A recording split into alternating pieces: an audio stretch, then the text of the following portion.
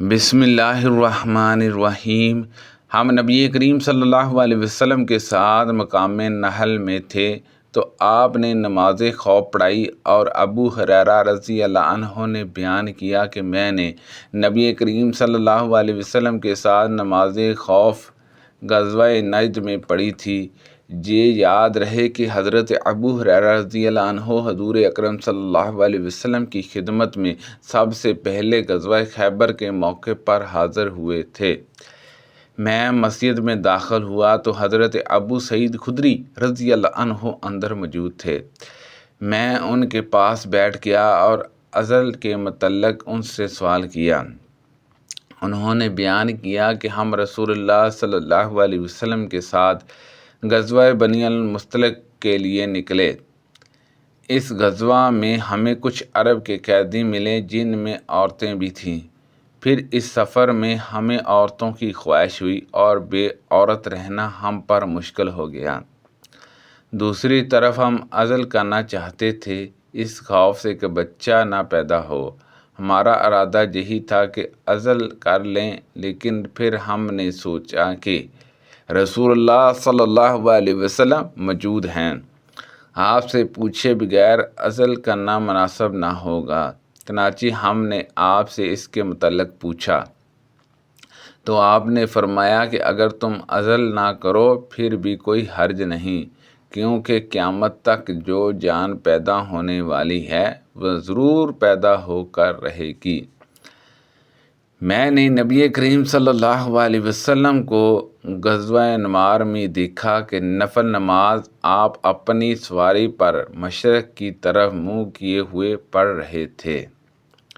مجھ سے رومان رضی اللہ عنہا نے بیان کیا، وہ عائشہ رضی اللہ عنہا کی والدہ ہیں۔ انہوں نے بیان کیا کہ میں اور حضرت عائشہ صدیقہ رضی اللہ عنہا بیٹھی ہوئی تھی کہ ایک انصاری خاتون آئی اور کہنے لگی کہ فلاں فلاں کو تباہ کرے۔ رومان نے پوچھا کہ کیا بات ہے؟ انہوں نے کہا کہ میرا لڑکا بھی ان لوگوں کے ساتھ شریک ہو گیا ہے جنہوں نے اس طرح کی بات کی ہے۔ رومان رضی اللہ عنہا نے پوچھا کہ آخر بات کیا ہے؟ اس پر انہوں نے تہمت لگانے والوں کی باتیں نقل کر دیں۔ حضرت عائشہ رضی اللہ عنہا نے پوچھا کیا رسول اللہ صلی اللہ علیہ وسلم نے بھی یہ باتیں سنی ہیں؟ انہوں نے بیان کیا کہ ہاں۔ انہوں نے پوچھا حضرت ابو بکر صدیق رضی اللہ عنہ نے بھی؟ انہوں نے کہا کہ ہاں، انہوں نے بھی۔ یہ سنتے ہی وہ غش کھا کر گر پڑے اور جب ہوش آیا تو جاڑے کے ساتھ بخار چڑھا ہوا تھا۔ میں نے ان پر ان کے کپڑے ڈال دیے اور اچھی طرح ڈھانک دیا۔ اس کے بعد رسول اللہ صلی اللہ علیہ وسلم تشریف لائے اور دریافت فرمایا کہ انہیں کیا ہوا؟ میں نے عرض کیا یا رسول اللہ صلی اللہ علیہ وسلم، جاڑے کے ساتھ بخار چڑھ گیا ہے۔ حضور صلی اللہ علیہ وسلم نے فرمایا غالباً اس نے اس طوفان کی بات سن لی ہے۔ رومان رضی اللہ عنہا نے کہا کہ جی ہاں۔ پھر عائشہ رضی اللہ عنہا نے بیٹھ کر کہا کہ خدا کی قسم، اگر میں قسم کھاؤں کہ میں بے گناہ ہوں تو آپ لوگ میری تصدیق نہیں کریں گے، اور اگر کچھ کہوں تب بھی میرا عذر نہیں سنیں گے۔ میری اور آپ لوگوں کی یعقوب علیہ السلام اور ان کے بیٹوں جیسی کہاوت ہے کہ انہوں نے کہا تھا واللہ المستعان علی ما تصفون، یعنی اللہ ان باتوں پر جو تم بناتے ہو مدد کرنے والا ہے۔ رومان رضی اللہ عنہا نے کہا ان حضرت صلی اللہ علیہ وسلم عائشہ رضی اللہ عنہا کی یہ تقریر سن کر لوٹ گئے، کچھ جواب نہیں دیا۔ چنانچہ اللہ تعالیٰ نے خود ان کی تلافی نازل کی۔ وہ ان حضرت صلی اللہ علیہ وسلم سے کہنے لگیں بس میں اللہ ہی کا شکر ادا کرتی ہوں، نہ تمہارا نہ کسی اور کا۔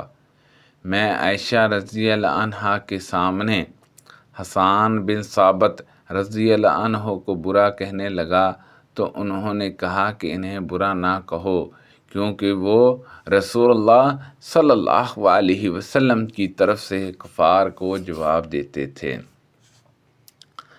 اور حضرت عائشہ صدیقہ رضی اللہ عنہا نے بیان کیا کہ انہوں نے حضور اکرم صلی اللہ علیہ وسلم سے مشرکین قریش کی حجوا کہنے کی اجازت چاہی تو آپ نے فرمایا کہ پھر میرے نسب کا کیا ہوگا؟ حسان رضی اللہ عنہ نے کہا کہ میں آپ کو ان سے اس طرح الگ کر لوں گا جیسے بال گندے ہوئے آٹے سے کھینچ لیا جاتا ہے۔ اور محمد بن عقبہ امام بخاری کے شیخ نے بیان کیا، ہم سے عثمان بن فرقدہ نے بیان کیا، کہا میں نے ہشام سے سنا، انہوں نے اپنے والد سے انہوں نے بیان کیا کہ میں نے حسان بن ثابت رضی اللہ عنہ کو برا بلا کہا، کیونکہ انہوں نے بھی حضرت عائشہ صدیقہ رضی اللہ عنہ پر تہمت لگانے میں بہت حصہ لیا تھا۔ ہم عائشہ رضی اللہ عنہا کی خدمت میں حاضر ہوئے تو ان کے جہاں حسان بن ثابت رضی اللہ عنہ موجود تھے اور ام المومنین رضی اللہ عنہا کو اپنے شعر سنا رہے تھے۔ ایک شعر تھا جس کا ترجمہ ہے، وہ سنجیدہ اور پاک دامن ہے جس پر کبھی تہمت نہیں لگائی گئی، وہ ہر صبح بھوکی ہو کر نادان بہنوں کا گوشت نہیں کھاتی۔ اس پر حضرت عائشہ رضی اللہ عنہا نے کہا، لیکن تم تو ایسے نہیں ثابت ہوئے۔ مسروق نے بیان کیا، پھر میں نے عائشہ رضی اللہ عنہا سے عرض کیا، آپ انہیں اپنے جہاں آنے کی اجازت کیوں دیتی ہیں جبکہ اللہ تعالیٰ ان کے متعلق فرما چکا ہے، اور ان میں وہ شخص جو تہمت لگانے میں سب سے زیادہ ذمہ دار ہے اس کے لیے بڑا عذاب ہوگا۔ اس پر ام المومنین نے فرمایا کہ نابینا ہو جانے سے سخت اور کیا عذاب ہوگا۔ حسان رضی اللہ عنہ کی بصارت آخری عمر میں چلی گئی تھی۔ حضرت عائشہ رضی اللہ عنہا نے ان سے کہا کہ حسان رضی اللہ عنہ رسول اللہ صلی اللہ علیہ وسلم کی حمایت کیا کرتے تھے۔ حدیبیہ کے سال ہم رسول اللہ صلی اللہ علیہ وسلم کے ساتھ نکلے تو ایک دن رات میں بارش ہوئی۔ حضور صلی اللہ علیہ وسلم نے صبح کی نماز پڑھنے کے بعد ہم سے خطاب کیا اور دریافت فرمایا، معلوم ہے تمہارے رب نے کیا کہا؟ ہم نے عرض کی کہ اللہ اور اس کے رسول صلی اللہ علیہ وسلم کو زیادہ علم ہے۔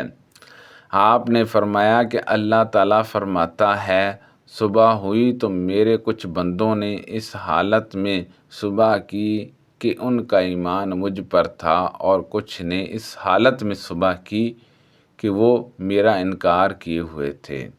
تو جس نے کہا کہ ہم پر یہ بارش اللہ کے رزق، اللہ کی رحمت اور اللہ کے فضل سے ہوئی ہے تو وہ مجھ پر ایمان لانے والے ہیں، اور ستاروں کا انکار کرنے والا ہے۔ اور جو شخص یہ کہتا ہے کہ یہ بارش فلاں ستارے کی تاثیر سے ہوئی ہے تو وہ ستاروں پر ایمان لانے والا اور میرے ساتھ کفر کرنے والا ہے۔ استغفر اللہ۔ سبحان اللہ عز و جل۔ اللہ پاک سے دعا ہے کہ اللہ پاک ان حدیثوں پر عمل کرنے کی توفیق عطا فرمائے۔ اللہ پاک ہم سب کو صحت و تندرستی عطا فرمائے۔ کو پڑھنے میں غلطی کوتاہی ہو گئی ہو تو اللہ پاک معاف فرمائے، آمین۔ غلطی کوتاہی ہو گئی ہو تو اللہ پاک معاف فرمائے۔ صدقہ جاریہ سے زیادہ لوگوں تک شیئر کیجیے، آمین، بجاہ النبی الامین صلی اللہ علیہ وسلم۔